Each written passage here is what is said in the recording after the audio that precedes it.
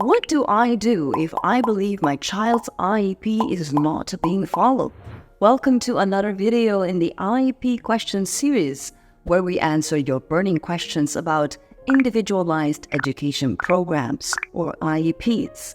Today's episode is for all you parents who are wondering, what do I do if I think my child's IEP is not being followed? Making sure your child receives a free and appropriate public education, or FAPE, depends on the effective implementation of their IEP.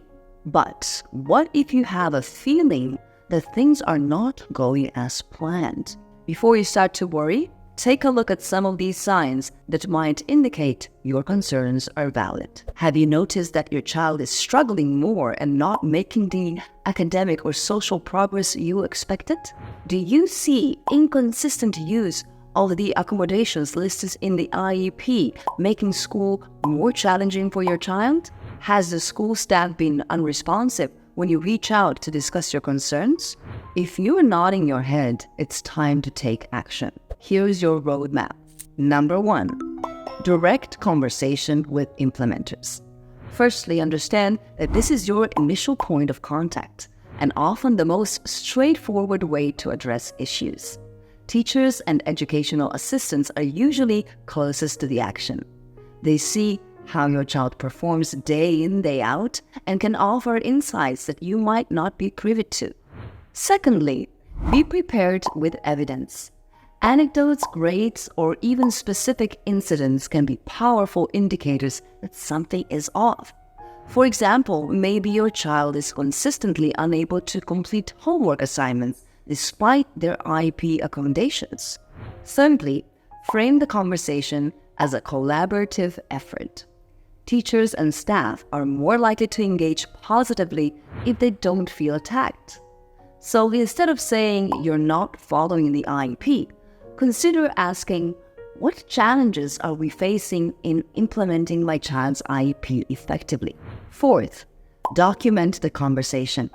This may sound formal, but a quick email summary of what was discussed and agreed upon can be a helpful reference point for future interactions. Finally, set up a follow-up timeline.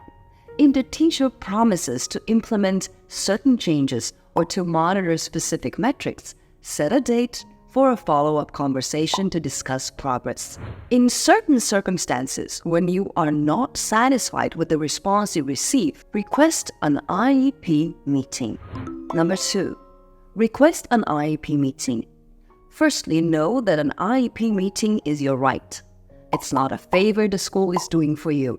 You are an integral part of your child's educational team. Secondly, prepare like you are going into a business meeting. Come armed with all previous correspondence, your observations, and possibly even external evaluations or reports that support your claim. Thirdly, make your case clearly but collaboratively. Remember, the aim is to find a solution, not to allocate blame. Fourthly, use the meeting to explore all possible strategies for effective implementation of the IEP. This is a time to be exhaustive in considering alternatives and troubleshooting challenges. Finally, just like before, document the meeting. Whether it's taking notes in real time or asking for meeting minutes afterward, make sure you have a record of what was discussed and what solutions were agreed upon. And in the worst case scenario, where you are still not satisfied after the IEP meeting, you can file a complaint with your state's education department. Number 3, file a formal complaint. Firstly, understand that filing a complaint is an escalation and should be treated as a last resort. Secondly, familiarize yourself with your state's specific complaint process. This can often be found on the Department of Education's website and may include specific forms or procedures. Thirdly, draw your complaint carefully. Be factual, concise, and focused on the issue at hand, which is the proper implementation of the IEP. Fourthly, include all supporting evidence when you file your complaint. This would be where all your meticulous documentation comes in handy. Finally, be prepared for all possible outcomes, which may include mediation or a due process hearing. Both of these options will require your full engagement, both emotionally and possibly financially. But remember, ensuring that the IEP is followed isn't a one-person job, it's a collaborative effort. As we've highlighted in a previous video, so over here, your role as a parent is indispensable. And some of these roles are: number 1, document everything. Your first task is to start a dedicated folder or digital file where you store every piece of communication or relevant documentation. This isn't just emails or official notices. It also includes any informal notes or observations you've made, samples of homework, or any tests or papers that have been sent home. Number 2, being your child's advocate. Advocacy starts with understanding. Your child's unique challenges and gifts are something you know intuitively, but make sure you also understand them in the context of their education. Know what specific difficulties they face in school and be ready to articulate these effectively. 3, know your legal rights. Unfortunately, many parents find themselves in the dark about the legal landscape that governs special education.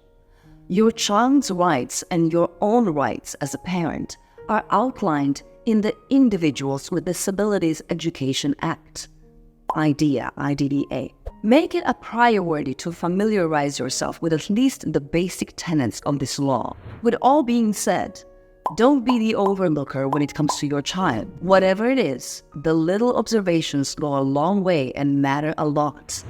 As much as teachers and educators are to follow the IEP, you are also tasked with the responsibility of holding them accountable so that you can create a befitting future for your child. The ultimate goal of an IEP is to provide the child with a roadmap for success.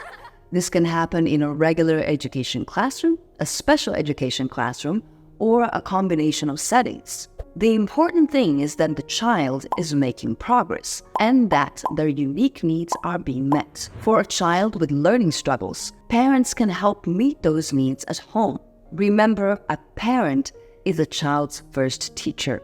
You, as a parent, with the right guidance, can help your child overcome learning struggles by doing simple exercises at home. How do you do that?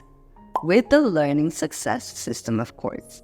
The Learning Success System is an educational therapy program designed to help parents work with their children at home to improve foundational learning skills. It focuses on things like visual and auditory processing, proprioception, and spatial awareness. By working on these skills, children can overcome specific learning disabilities such as dyslexia, dyscalculia, and dysgraphia, and also become more confident in their abilities. When a child has strong foundational skills, it becomes easier for them to learn and understand new concepts in school. For example, good visual tracking skills can help a child read more efficiently, while strong auditory memory skills can make it easier to follow spoken instructions. By building up these skills using the Learning Success System, you can help your child become more successful in school and better equipped to handle academic challenges.